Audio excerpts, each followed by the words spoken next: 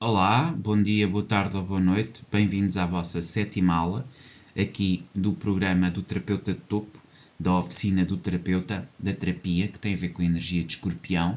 E hoje estamos aqui para mais uma lição, como eu vos digo, é a sétima lição, onde vamos aqui trabalhar as 4 etapas de intimidade como dádiva. Ou seja, trabalhar aqui um exercício integrativo para desenvolvimento pessoal e relacional. Mudamos já daquela toada da dor e do prazer, que nos marcou as primeiras 6 aulas, e entramos aqui na sétima aula com um novo contexto, com um novo, digamos, trabalho para ressignificar, com um novo objetivo, digamos assim, que é associar a intimidade, ou estabelecer na intimidade 4 etapas para a perceber como uma dádiva, como algo que devemos valorizar. E, portanto, de alguma maneira, passamos de um trabalho de fazer durar o prazer e de entender o prazer e a dor, para entrarmos aqui num trabalho integrativo de desenvolvimento pessoal e relacional que se foca naquilo que é a gratidão e a percepção da realidade íntima como uma dádiva, como algo que devemos de alguma forma cuidar, tratar, não é? Recordo-me da palavra inglesa nurture, não é? Cuidar, ser cuidador, nutrir, traduzindo para português, nutrir a nossa intimidade, a nossa relação íntima, sabendo que ela é de facto especial, que é de facto importante e sobre a qual temos que saber trabalhar também diariamente. Então, introdução ao exercício, partimos aqui mais uma vez destas dimensões de psicanálise, psicologia, terapia de casal e PNL, e no fundo o contexto destas 4 acaba por criar aqui uma dimensão de transformação e de integração destes elementos para promover o crescimento pessoal e relacional. Portanto, partimos da nossa base para um maior crescimento pessoal e relacional.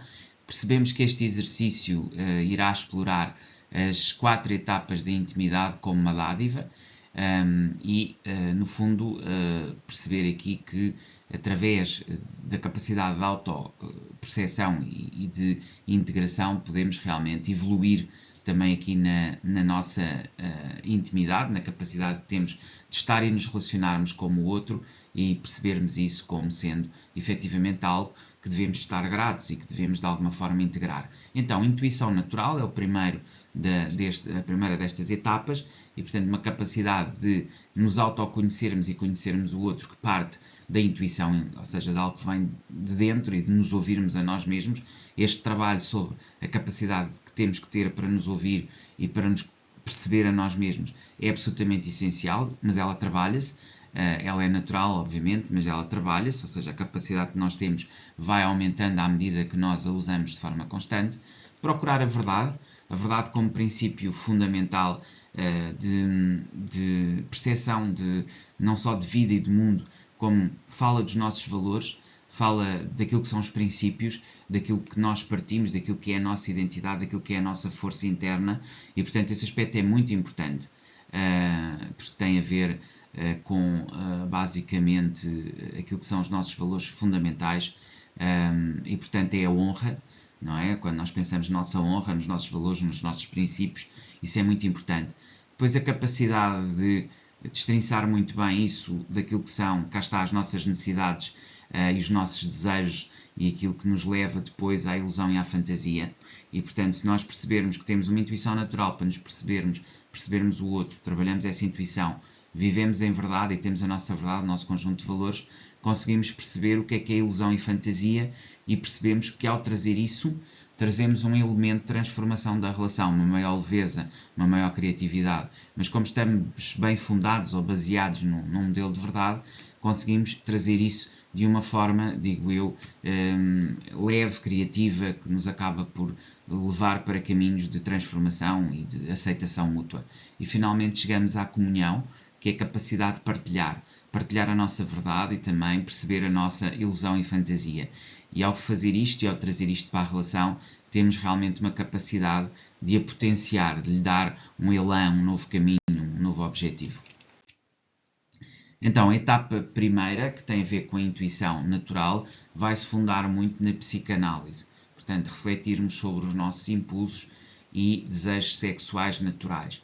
Ir àquilo que é a espinha dorsal da nossa própria natureza, e aqui também é uma natureza física, uma natureza que tem a ver com o desejo, que tem a ver essencialmente com a vontade de estar com o outro, com as nossas fantasias sexuais também, com tudo aquilo que muitas vezes está reprimido e que nós temos um certo receio de expor ou trazer ao outro. Então tudo isso, evidentemente que nós temos, tem que de alguma forma ser trazido à superfície para que a intuição natural se desenvolva. E isto leva-nos àquilo que para nós é autêntico e é importante numa busca pelo prazer, que não deixa de ser algo de alguma forma egoísta ou mais egoico e menos autêntico numa fase inicial, mas que depois nos vai obrigar precisamente a esta identificação do que é autêntico, do que é nosso, do que vem do nosso interior e não daquilo que é projetado em nós. Um exemplo claro, a pornografia, por exemplo, mascara completamente esta autenticidade no prazer. Traz-nos uma série de inputs que nós depois queremos copiar e que nos leva depois a um afastamento da autenticidade. Aqui é muito importante um exercício de introspecção corporal, ou seja, aqui estamos ao nosso nível mais básico do corpo e é preciso fazer uma escrita sem qualquer tipo de cedência, sem qualquer tipo de limitação sobre aquilo que consideramos o prazer. E este será o nosso ponto de partida, etapa número 1, intuição natural. Tem depois a etapa número 2, de verdade e autenticidade, e que tem a ver essencialmente com a parte da psicologia, tem a ver com a nossa honra, com aquilo que nós não negociamos, aquilo que é a nossa base e que nós nunca vamos entregar. Tem a ver com a nossa forma de ver, de estar e com os nossos valores mais básicos. E isto é muito importante, porque se isto falha ou falta num relacionamento, poderemos dizer que toda a pirâmide, tudo aquilo que estamos a tentar construir, cai por terra. É muito importante que sejamos honestos connosco mesmos e com o nosso companheiro, com a pessoa com quem estamos, porque só a partir daí podemos, por um lado, identificar os bloqueios emocionais, perceber os nossos traumas e o trauma do outro e poder, através de um exercício de comunicação aberta com o parceiro, que seja diário e emocional, evoluir e transformar, ressignificando a nossa própria experiência dentro da relação. Portanto, para aplicarmos e fazermos este exercício aqui da etapa 2, esta comunicação aberta com o parceiro, ou mesmo criar um diário emocional, implica uma abertura muito grande acerca da honestidade que temos que ter connosco e com o outro. E fazer essa identificação de bloqueios emocionais em conjunto é sempre um desafio. E, portanto, é isso que nos propomos aqui na etapa 2 para reconhecer essa verdade e essa autenticidade. Depois passamos então à capacidade de, sobre a base, sobre o conjunto dos princípios, sobre aquilo que é a honra, estabelecer o domínio e o propósito, aquilo que nos depois leva à criação da própria relação enquanto entidade com a sua, digamos, autonomia.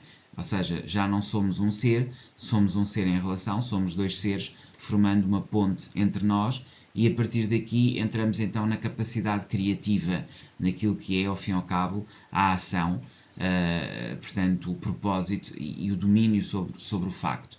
E só isso pode criar a ilusão e a fantasia, controlando completamente aquilo que é a nossa própria psique, aquilo que tem a ver com, mais do que a psicanálise, a psicologia do casal.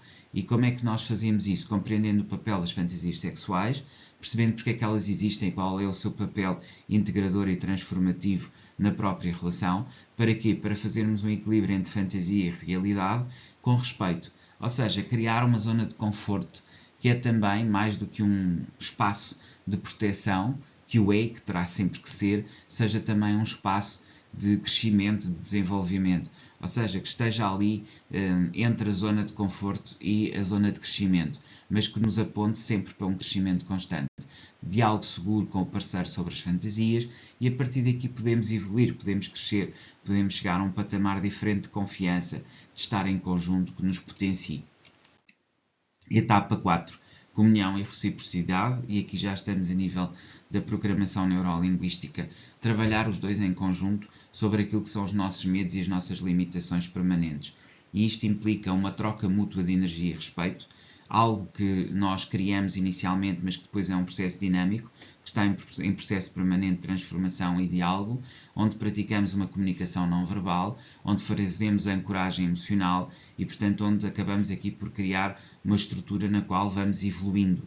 Isto cria também uma conexão através de toque e gestos conscientes e tudo isto vai criando sinergias que nos fazem evoluir Portanto, este será o exercício, ou seja, passarmos à parte corpórea física no contacto, após termos trabalhado os elementos portanto, psicanálise, psicologia e de terapia de casal. Aí a troca mútua de energia e respeito torna-se um processo vivo, um processo em que estamos em permanente evolução e transformação e em que o nosso companheiro e parceiro está connosco nessa nossa, digamos, etapa deste processo a 4 etapas que estabelecemos aqui para a evolução emocional em conjunto. Ok?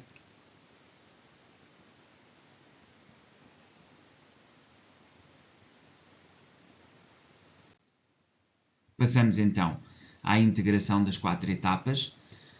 E perceber que, no fundo, todas estas etapas nos fazem chegar a um objetivo que tem a ver com a nossa transformação, com a transformação da nossa verdade, da nossa maneira de ser e estar. E isso é que o ponto negro, digamos assim, intimidade é fusão de intuição, verdade, fantasia e comunhão. Ou seja, estas 4 etapas criam o processo da intimidade.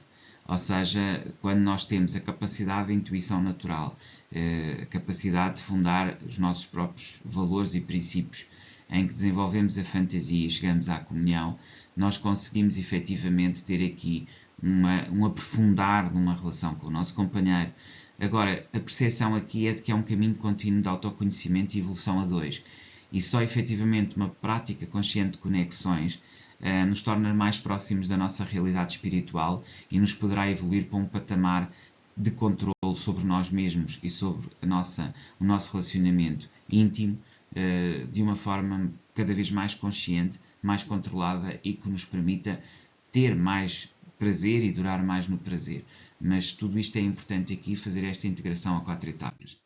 Finalmente, prática e continuidade de todo este percurso que estamos aqui a aprender na lição 7 e, portanto, é importante e fundamental aqui registar as nossas reflexões por escrito, incorporar os princípios na nossa rotina emocional e relacional, portanto, ter aqui uma base, digamos assim, que seja também de exercício escrito e depois criar aqui práticas e dinâmicas, como eu tenho vindo a incorporar em cada uma destas lições, e aqui a 7ª lição não é exceção, em que tenhamos 15 dias, mais 15 dias e outros 15 dias em termos de prática, e quando falo destes 15 dias é pegar, digamos, naquilo que são problemas e trabalhos vossos a nível aqui das 4 etapas da intimidade, que é o exercício que eu trouxe, e serem capazes de trabalhar, digamos, 15 dias sobre um assunto, 15 dias sobre outro, 15 dias sobre outro, da vossa intimidade. Depois intervalam e voltam a fazer outros 45 dias, num total de 90 dias.